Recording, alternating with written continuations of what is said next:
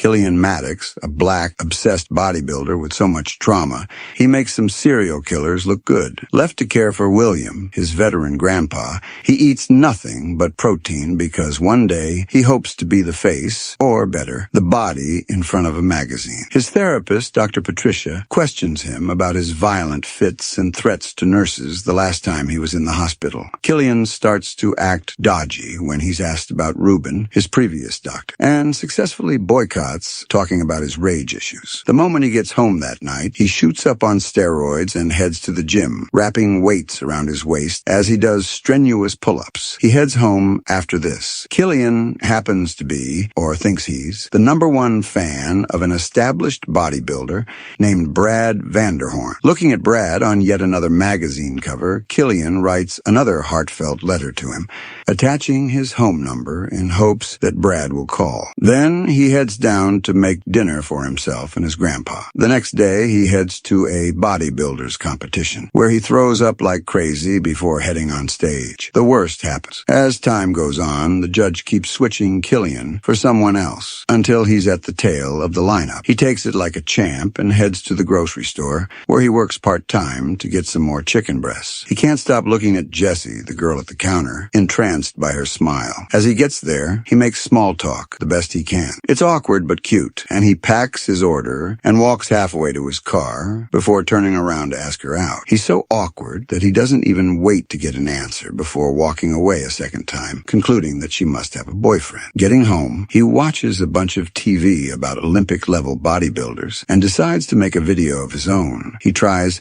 maybe 50 times, but doesn't get it right because of how agitated he is. At one point, he switches up the set, mentions all the things different judges claimed were wrong with him, especially the one judge in 2016. Killian pushes on nonetheless, gets so bad that his liver almost gives out, making him collapse while filming, but a persistent Killian still makes the video. He posts it later that day, only to return to meet the harshest comments, one in which he gets asked to kill himself. The bodybuilder rises above the comments and shoots up some more steroids in the bathroom with a side of cocaine just so he can exercise for longer. The next day, the smallest thing gets him angry. Grandpa William has been calling the folks at George & Sons, a painting establishment, asking them to put another coat of paint over his home. They blew him off. Killian, hearing this, places a call to the painters, but they're rude to him, asking him to pay if he wants another coat of paint. Now furious, Killian drives a couple of miles until he arrives at George & Sons, sweat all over his head. He bangs on the door like they owe him money, and when no one answers, he bursts into a fit of rage, shattering the glass with his bare hands. Thus begins another episode. The world seems to spin for Killian as he thrashes the shop, but he gets into his car and drives anyway, swerving every which way until he crashes into a parked car. By the time he comes to, Killian finds himself in an MRI machine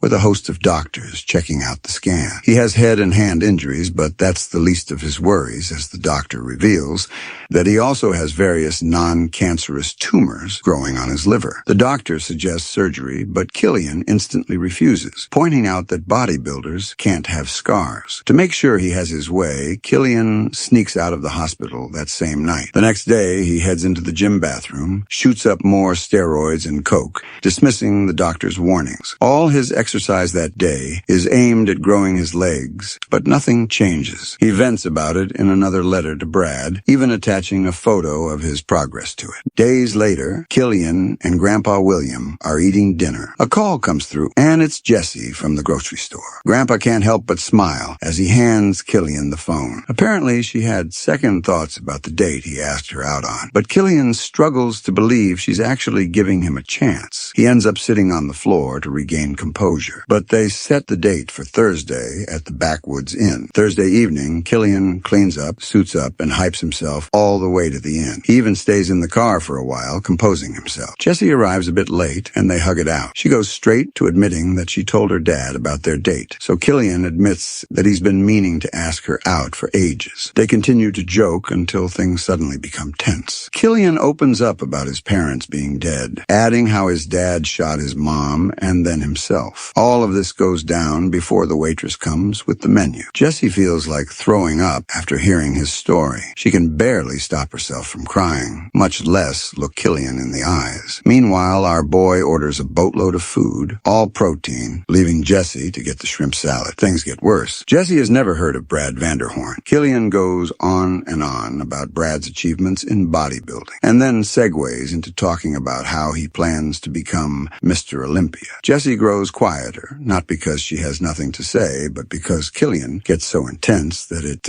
weirds her out. She picks up her purse ever so quietly, excusing herself to go use the bathroom. Their order arrives at the table, and 10 minutes later, the waitress shows up to inform Killian that Jesse had to leave for a family emergency. Killian instantly knows that there's no emergency, but plays along to save face. For the first time in ages, he orders a bunch of junk food and just eats his pain away. Of course, he writes a letter to Brad about it, explaining how terribly the date went and how he has no one he can be honest with. Once again, Brad doesn't write back. At the crack of dawn, Killian goes for a run, only for a cop car to pull up beside him, mere yards away from his home. He manages to stay calm as the car tails him, and the moment it leaves, Killian begins to hyperventilate. He pushes past this as he trains for his next competition, exercising at odd hours of the day and shooting up all sorts of toxic drugs just to meet the requirements. The morning of his competition is as quiet as ever. Killian packs a small bag, conceals his ID in a hoodie, and checks on Grandpa William. He's barely gotten into his car when his driveway is blocked by a truck from George and Sons. Unknowingly, Killian falls right into their trap, and they beat the living daylights out of him for thrashing their shop. This isn't enough to stop him. With his bleeding face and broken ribs, Killian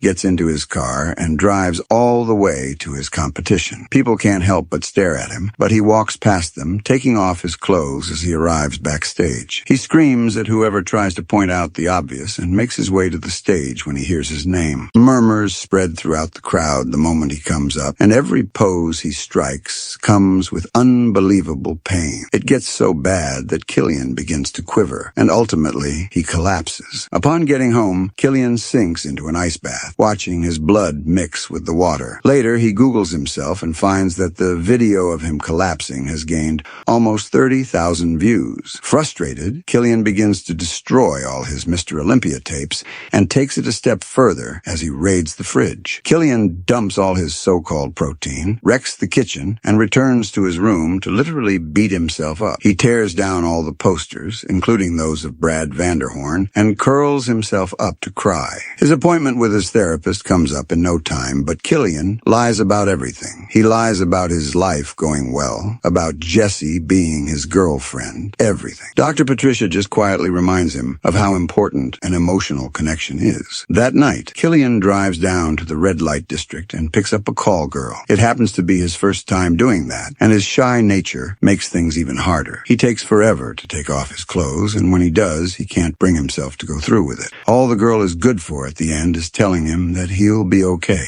During his next shift at the grocery store, he goes about weirding out an old lady with his bloodied mouth. He's called aside by the manager, who complains about Killian missing work for over a week. To make things worse, he fires Killian, pointing out that he's a nobody. This angers the bodybuilder, so he warns the manager to mind how he speaks to him. Killian storms out of the store, and later on stops for lunch at a diner. He barely has any appetite, so he plays with his food, only for one of the three men who beat him up to walk into the diner with his wife and two kids. Killian contemplates going over for a few minutes and gives in to his impulses. The painter is shocked to see Killian, and his family instantly becomes scared. Almost immediately, Killian exposes him for beating him up and calling him an ape, making the kids even more afraid. After taunting this scrawny excuse for a man, Killian returns to his seat, his eyes never leaving their table. It gets so bad that Killian begins throwing food at the dude,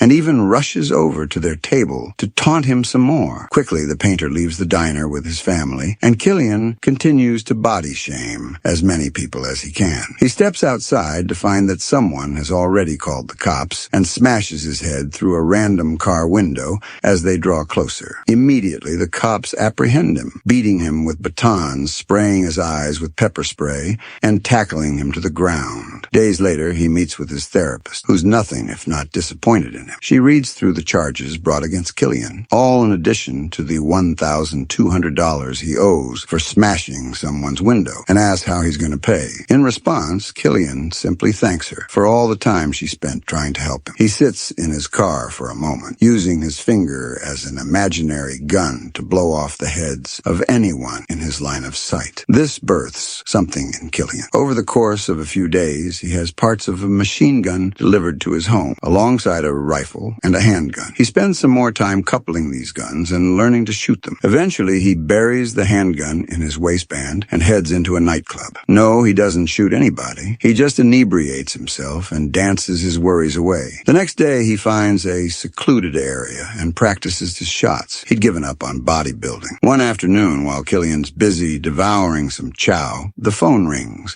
He doesn't believe who it is, seeing as Brad Vanderhorn is the one speaking. He gets invited to Brad's next show, but can't even speak without stuttering. The day comes, and Killian just stands by watching Brad in all his muscled glory, transfixed by every move the legend makes. Afterwards, they discuss, and Brad allows Killian to feel his abs, asking if he's truly his #1 fan. Killian affirms this, and Brad takes advantage of it. He's left feeling worthless when they're done, seeing as Brad leaves to answer a call from his wife and kids. Killian quietly exits the trailer and makes his way to his car to wallow in self-pity. Days pass, and Brad doesn't return any of Killian's calls. This doesn't stop him from leaving multiple messages about how much that hurt his feelings. Still sad, Killian picks a night to visit a bar. There, he drinks alone, only for a stranger to disturb him, repeatedly tapping Killian's arm in the name of conversation. This same stranger pulls Killian into the bathroom to do some coke and spends all his time complaining about how those at the top take advantage of those below them. He even encourages Killian to give the elite a taste of their own medicine, not knowing that Killian is resonating with the idea. The next call he makes to Brad contains a simple message. He plans to kill someone and then kill himself, just like his father did. The unfortunate person he picks is the judge from 2016 who told him his deltoids and hamstrings were nothing to write home about. Killian waits late into the night for this judge to come home, a rifle on his lap. By the time the judge notices Killian, it's too late to run away. Just like that, he's reminded of the verdict he gave in 2016, and Killian has him stripped down to only underwear. Next, he puts on some music and makes the judge strike the same poses as the bodybuilders he judges. Killian continues to scream at this man, and he cries like he just lost his mom, begging Killian to spare his life. The judge is made to kneel, and Killian makes sure this man will never forget him again. The judge is still begging to be spared when Killian slips out of the apartment. Getting home, he Googles how to be remembered and scrolls through an article on 10 ways to go about it. The last option is to be bold, and Killian zeroes in on the part about taking risks outside his comfort zone. The next day, he draws X's over Brad Vanderhorn's eyes